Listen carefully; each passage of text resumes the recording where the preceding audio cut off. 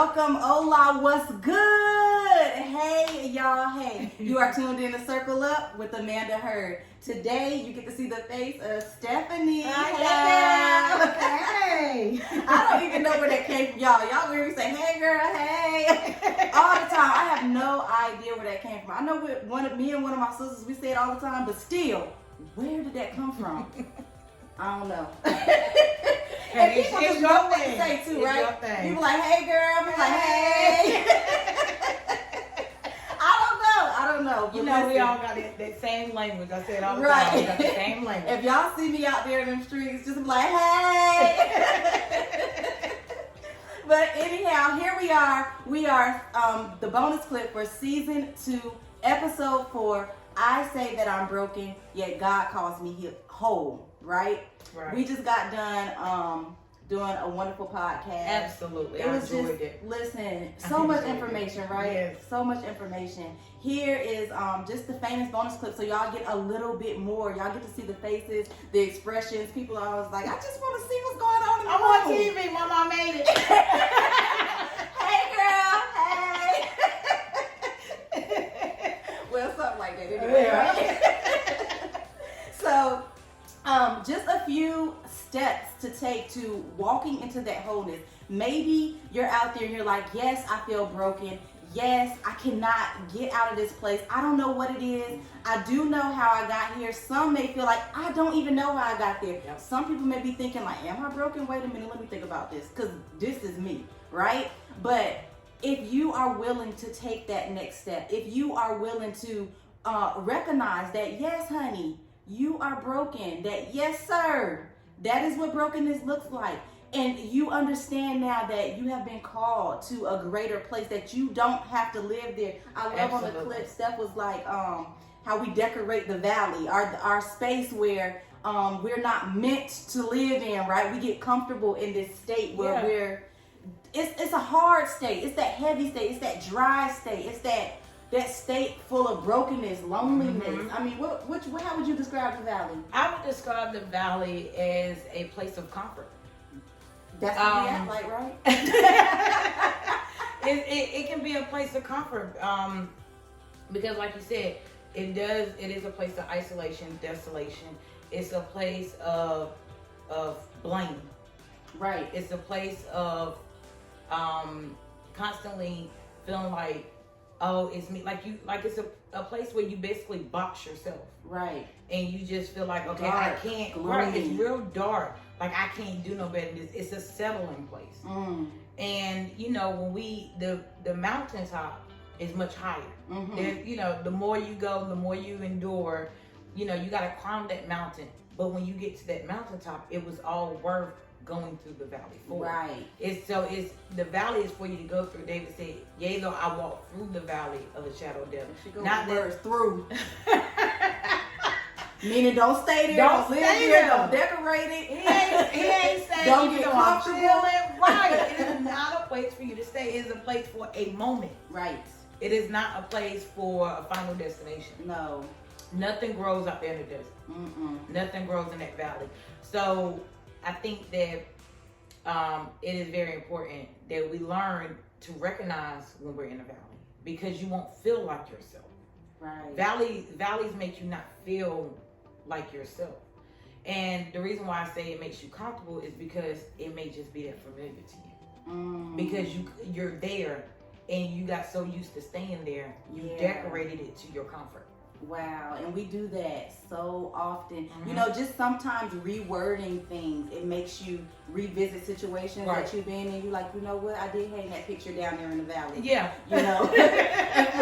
I'm still calling my valley. Like, what is going on? I did, make me a nice little palette over there in that valley because I remember that time or that season. I was like, woe is me, here we go. Here I go again. When it rains, it pours, and I just stayed there. Not saying that it doesn't. But when it does, we, like you said, we wrap ourselves around that place and just begin to identify it as a space that we belong when we just don't. No. But so in that place, this is what we're saying. Here's just a few tips on how to move forward from there, how to get out of that place, or how to begin, because it does take work. It does take work because we're not dismissing the fact that it doesn't hurt down there. It doesn't feel lonely down there. We're not dismissing the fact that your brokenness isn't a heavy weight. So, I mean, we do know that it's a process, it's a work, but you cannot give up in this space.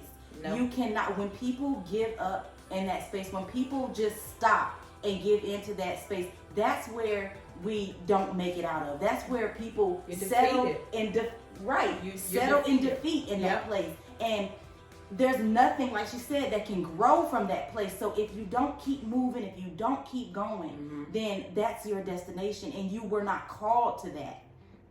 So one thing that helps me go get through the valley, right? Because there's several valleys, right? And in life, you keep on living, you're gonna do more, right?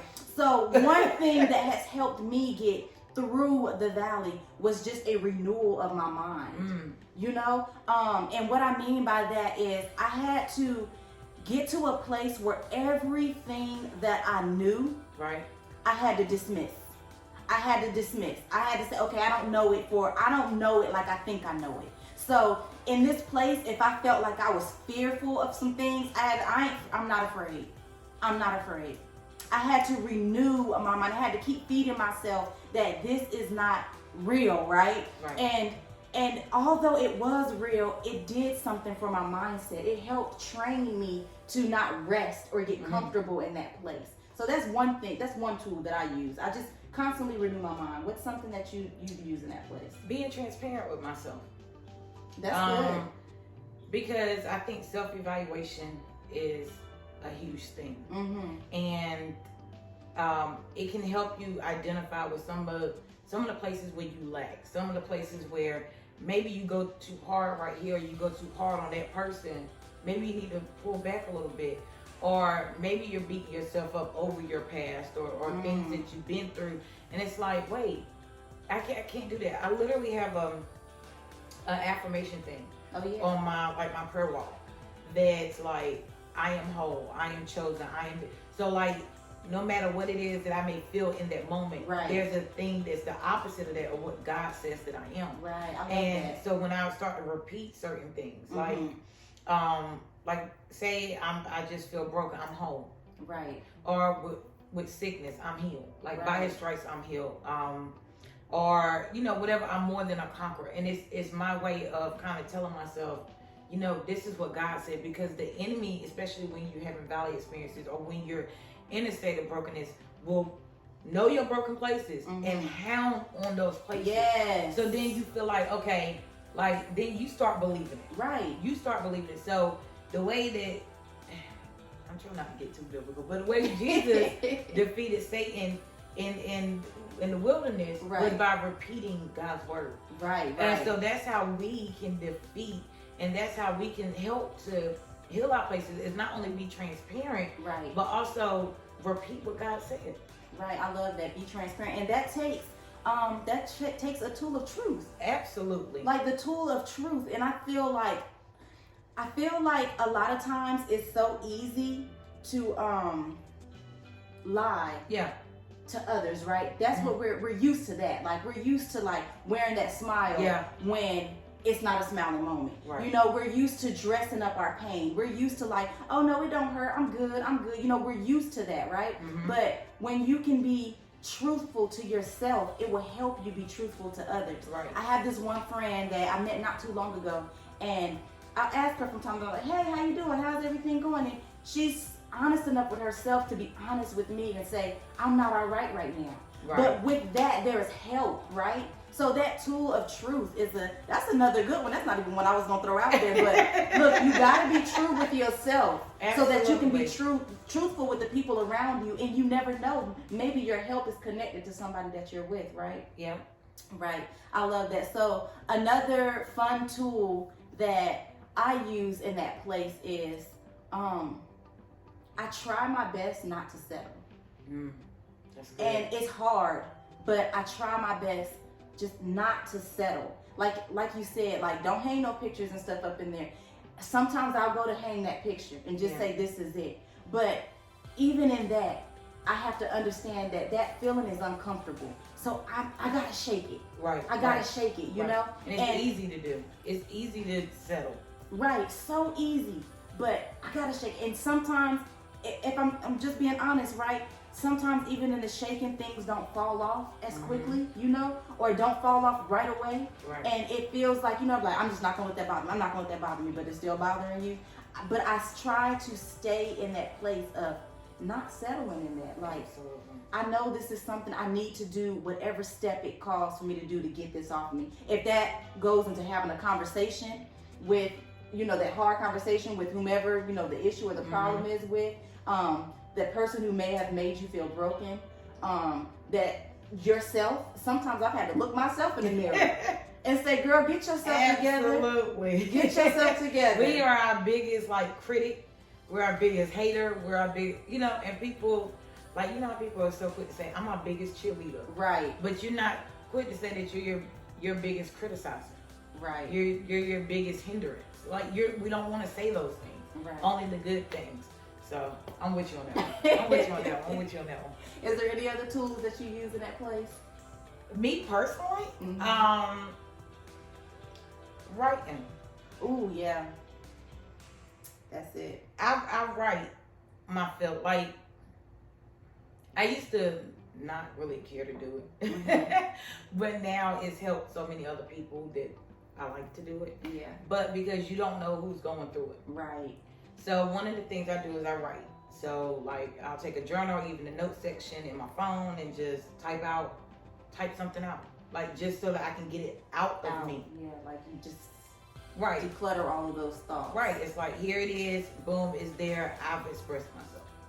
I've even written letters to people to actually tell them how I feel because I don't want to be cut off. Yeah. I don't want to feel like you're trying to tell me how to feel. I don't want to feel like you're trying to tell me how I need to respond. I want to just be able to say what I have to say. That works. I would say that, and having somebody that you can actually talk to, that you can trust. Because that's a big thing, because I feel like a lot of people are still broken because they don't have anybody to talk to. Yeah. And I think because we're so trained that you don't tell everybody your business, Right. you know, and that's true. That's true to an extent, right? don't go out there telling everybody and anybody your business. Everybody But if you got to find you a therapist, if you don't have a close friend and you just need that person to get that thing out with, I would suggest like find that person, and they can be, they can be professional if you don't have that friend. I mean, personally, me, I would love to have, just a friend or that, because I mean, I don't know, I guess I might have trust problems. I got trust issues. I might got a little trust issues. I got trust issues. But I'm like one of those people, for me, one of the things I feel very strongly about, I think in the last few seasons, well, in this season, we'll just put it all in one season, of my life, is making a safe space for people. Right. So like, whether it's through through the Bible studies or through women type fellowships or whatever, it's one of those moments where I want to be able to be transparent enough with them so they'll be transparent enough with me. Right. Because a lot of times people feel like I'm the only one going through it. Right. Or I'm going to be judged because of this part of my life that's broken. Because so many people has created those. Right. They created unsafe environments for people and been so judgmental that a lot of people aren't comfortable with being honest. Right. And so that's one of the things I'm really, really big on is like, tell your truth. Yeah. Because in a simple fact, for one, not only will it free you, but it can free somebody else. Right. And we never know where our answer is coming from. That's what gets me. It's like, well, God's going to take care of this. God's got that. Yes, he does. And yes, he will. But maybe he's going to do it through me. Right.